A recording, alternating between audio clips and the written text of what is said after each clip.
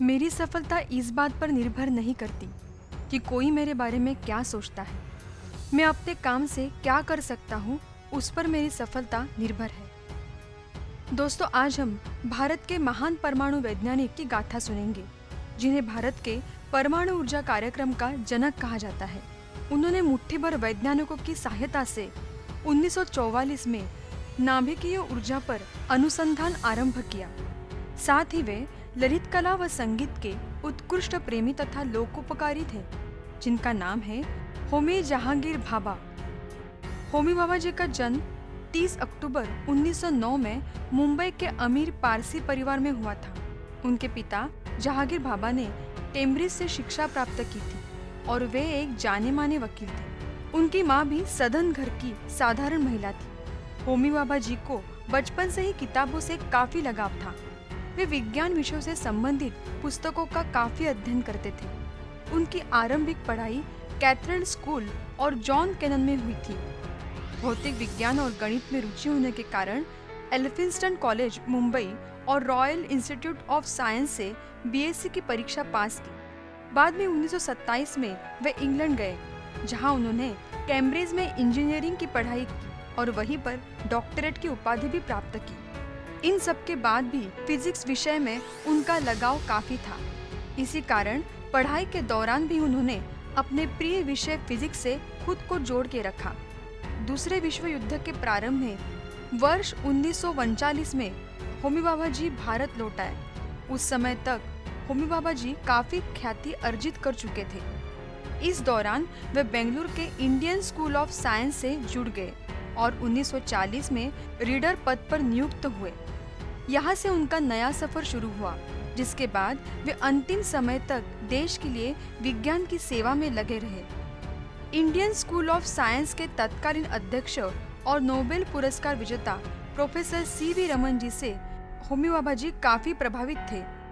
Doctor Bhabha जी ने JRD Tata की मदद से मुंबई में Tata institute of fundamental research की स्थापना की और बाद में 1955 में भारतीय परमाणु ऊर्जा आयोग यानी भाभा एटॉमिक रिसर्च सेंटर की स्थापना की और अंतर्राष्ट्रीय परमाणु मंच पर भारत का प्रतिनिधित्व किया।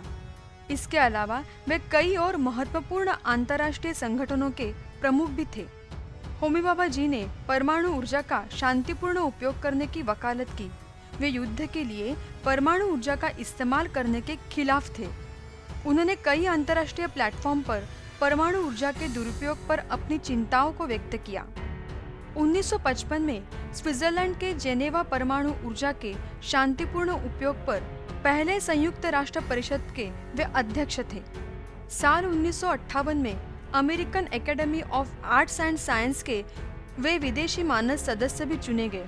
होमी भाभा जी ने यूरेनियम की बजाय थेरियम से शक्ति निकालने की रणनीति तैयार की, क्योंकि थेरियम देश में अधिक मात्रा में मौजूद था। यह थेरियम केंद्रित रणनीति अन्य सभी देशों के विपरीत चिन्हित थी। इस रणनीति के उद्देश्य को प्राप्त करने के लिए होमी भाभा जी ने 3 चरणों का परमाणु ऊर्जा कार्यक्रम बनाया।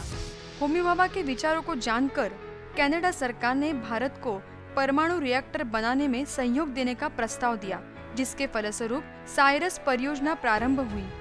होमी भाभा जी के प्रयासों से राजस्थान में राणा प्रताप सागर तथा तमिलनाडु में कल्पकम में परमाणु ऊर्जा संयंत्र स्थापित किए गए।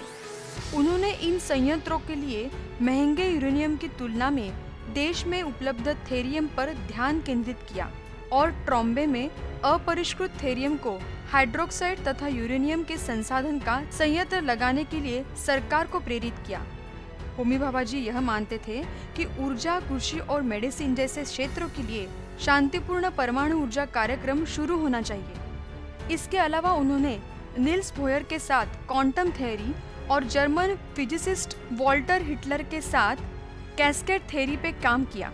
होमी भाभा जी ने मिसान पार्टिकल्स का भी शोध किया। भाभा जी की प्रेरणा से बेंगलुरु से 80 किलोमीटर दूर भूगर्भीय विस्फोटों, भूकंपों के प्रभाव का अध्ययन करने के लिए एक केंद्र खोला गया। इन सब कार्यों के अलावा विज्ञान के साथ साथ शास्त्रीय संगीत, मूर्तिकला, चित्रकला तथा नृत्य आदि के क्षेत्रों में उनकी गहन रुचि और अच्छी पकड़ थी। वे चित्रकारों और मूर्तिकारों को प्रोत्साहित करने के लिए उनके चित्रों को और मूर्तियों को खरीदकर अपने संस्थान में सजाते थे और संगीत कार्यक्रमों में हिस्सा भी लिया करते थे।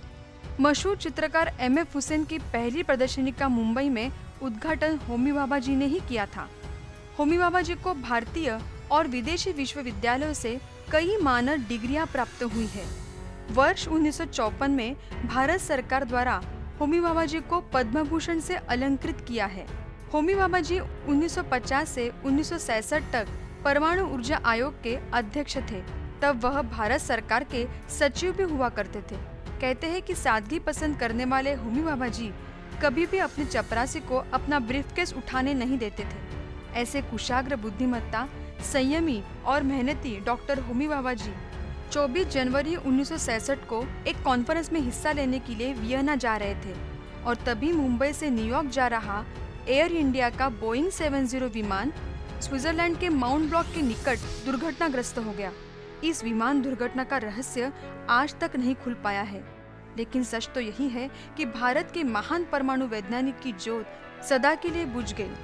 होमी भाभा जी की मृत्यु के पश्चात भारत सरकार ने ट्रॉम्बे के अनुसंशोधन केंद्र का नाम बदलकर भाभा अनुसंधान केंद्र रखा गया।